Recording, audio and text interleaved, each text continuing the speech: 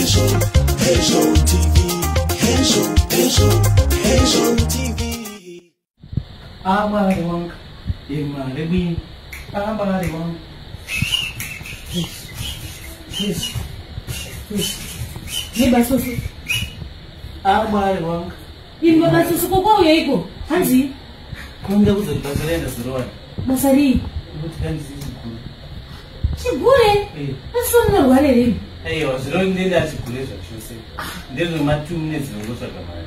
Zvongotsvaga mari zvipi saka munoita chipisa munotopractice zvekuzvigure. Akuzi ndenda chigure zvotenda tochigurira zvotonesa ngozviti. Plus ndenda kapfeka masipara ngazvoti ndini. Nezvongotsvaga mari. Nimba basusu. Saka munozoti masimba ekuzvigure. Koini handi aite.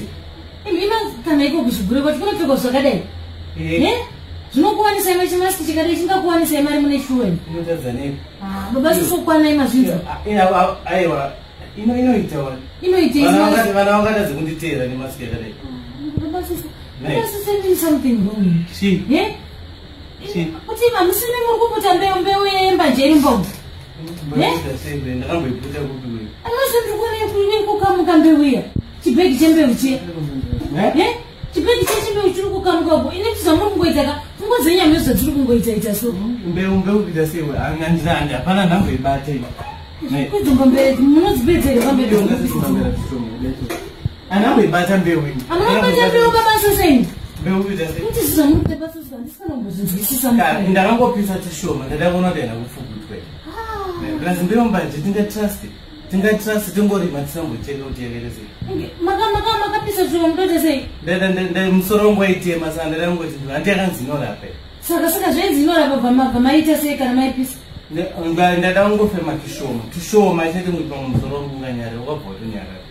Unozoti toda kuirima hemba nje yamuri kudarira muri kutambisa kudarira.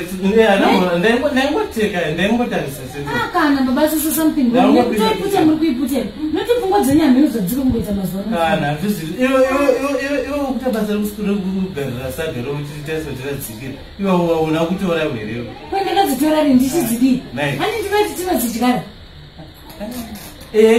ndizvozvo ndangopisa tushoma chete aiwakana baba sisi mukutadziputeni ndakashandisa uye koma uye aoyanawo mai mapani mapani ndingatenge mapani here mapani kude basi simakambonitenge mapani here iwe tikarima mbanje tobvateresa handakati totanga kubheka panapa kubhekei neni baba sisi saka unoti iwe zvatova open for business shamwari kana tikatotanga kutorima mbanje ozoti yatova open for business isi munonga tichitopa kutanga kutobika kutobheka zvinhu maproducts embanje tizinokwezwa witi handiwiti vanhu vanongobika chingwa vakasosomba jakambobhekeswa chinhu mune shuweni iwe kuna anoti maganja keke maganja candy cake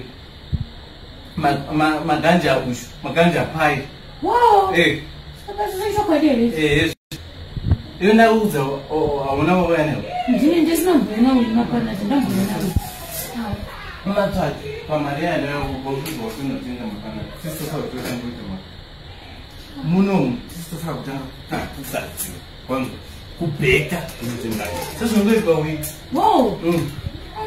satoita mari kaguminonopen business saka pakagumiwepa panditi